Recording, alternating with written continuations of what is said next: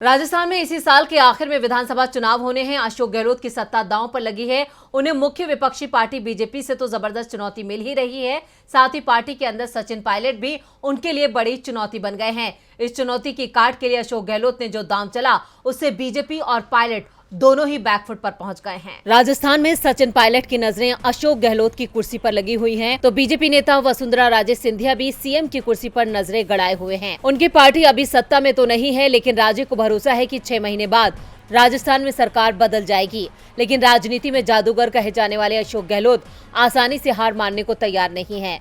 धौलपुर में महंगाई राहत कैंप में अशोक गहलोत ने जुलाई 2020 में हुई बगावत का जिक्र कर उन्होंने एक ही बार में सभी विरोधियों को चित कर दिया। गहलोत ने कहा कि उस समय केंद्रीय गृह मंत्री ने कांग्रेस की सरकार गिराने की कोशिश की, विधायकों को 10, 15 और 20 करोड़ दिए। शाह की साजिश नाकाम हो गई, लेकिन वो अपने पैसे वापस भी नहीं ले रहे हैं। हम चाहते हैं कि गृह मंत्री को उनका पैसा लौटा दिया जाए।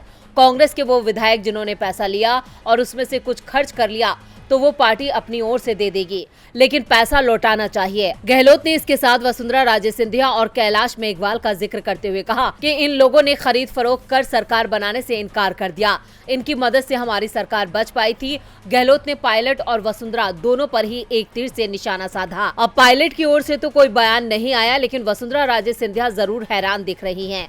वसुंधरा राजे ने गहलोत को जवाब देते हुए कहा, मेरे खिलाफ अशोक गहलोत का बयान एक साजिश है। अशोक गहलोत ने जितना अपमान किया है, उतना कोई मेरा अपमान नहीं कर सकता। वो 2023 के विधानसभा चुनाव हारने के डर से झूठ बोल रहे हैं। उन्होंने इस तरह के झूठे आरोप लगाए क्योंकि वो अपनी ही पार्टी में बगावत से बौखला गए हैं। तो दूसरी ओर केंद्रीय मंत्री गजेंद्र सिंह शेखावत ने भी अमित शाह का बचाव करते हुए कहा कि रिश्वत लेना और देना दोनों ही अपराध होता है। अगर रिश्वत दी गई है तो गहलोत अभी तक शांत क्यों है, कार्रवाई क्यों नहीं कर रहे? साफ है, अशोक गहलोत के दांव से बीजेपी चित हो गई है। डीबी लाइव की रिपोर्ट।